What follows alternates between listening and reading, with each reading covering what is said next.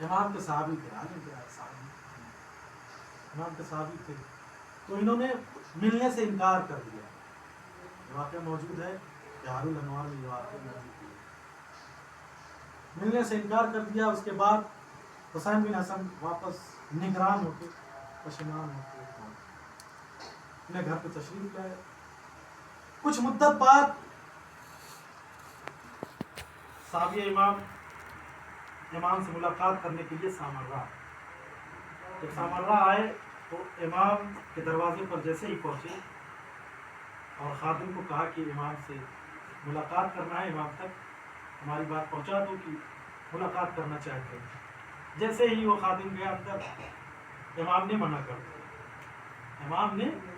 دیا، ملنے سے.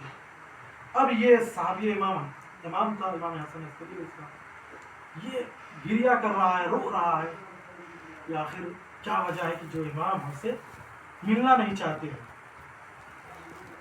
رو رہے ہیں، پشیمان ہیں، گریہ کر رہے ہیں، بار بار اس خادم کو بھیج رہے ہیں.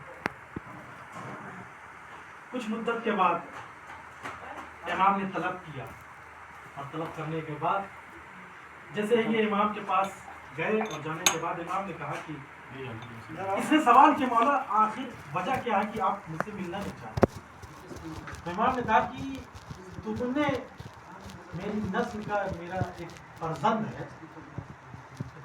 سید ہے، تم نے مجھ سے ملنے سے انکار کر دیا، لہٰذا اس وجہ سے میں تم سے ملنا نہیں چاہتا. یہ واقعہ ہوا وہاں. ہونے کے بعد اس نے کہا، صحابی نے کہا کہ مولا وہ شراب خور تھا، میں اس کی یعنی اصلاح کے لیے ایسا کام انجام دیا تاکہ وہ یہ اصلاح کر سکے اپنی اس روش کا جو پورے مجمع میں عام تھا، معاشرے میں عام تھا. تو اس نے کہا کہ کچھ بھی ہو وہ میرا فرزند ہے، میری نسل سے. خیر یہ واقعہ ہوا. ہونے کے بعد جب حج سے واپس آیا اور زیارت کی، زیارت کرنے کے بعد حج کرنے گیا، حج کرنے کے بعد واپس آیا. آنے کے بعد جیسے ہی وہ آیا، لوگ آنے لگے، اس دور کے جتنے بھی بزرگان تھے سب ملنے آنے لگے کہ امام سے ملاقات کرنے گئے تھے، حج کرنے گئے تھے، مبارکباد پیش کرنے گئے. سوال و جواب بھی اس وقت امام جو ہے خط و خطابت کی اس سے جو ہے دیتے تھے، لوگوں کے سوال کرتے تھے. آیا، آنے کے بعد سب آئے، مبارکباد پیش کر رہے ہیں. جیسے ہی حسین بن حسن داخل ہوئے، یہ بھی آئے ملنے کے لیے.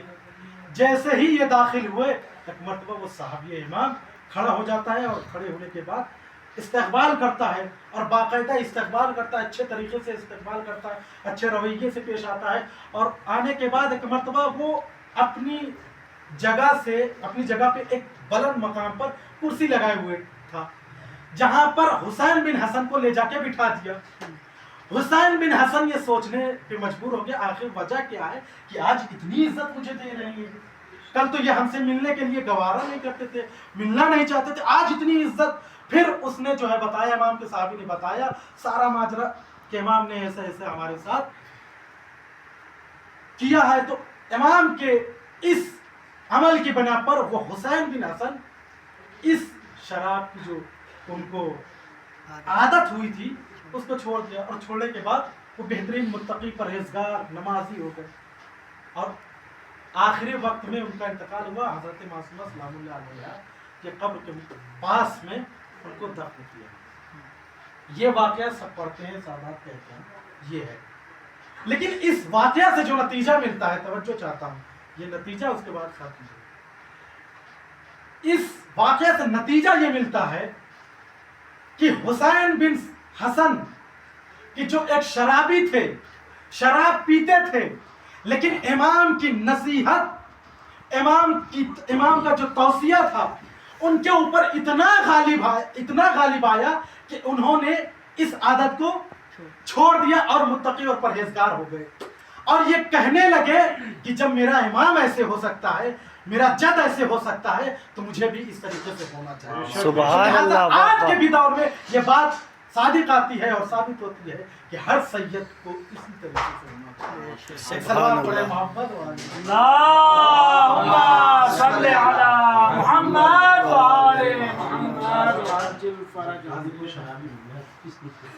حاضرین محفل کی تمام حاجات کو قبول فرمائے اور جس مقصد کے تحت اس بارگاہ میں آئے ہیں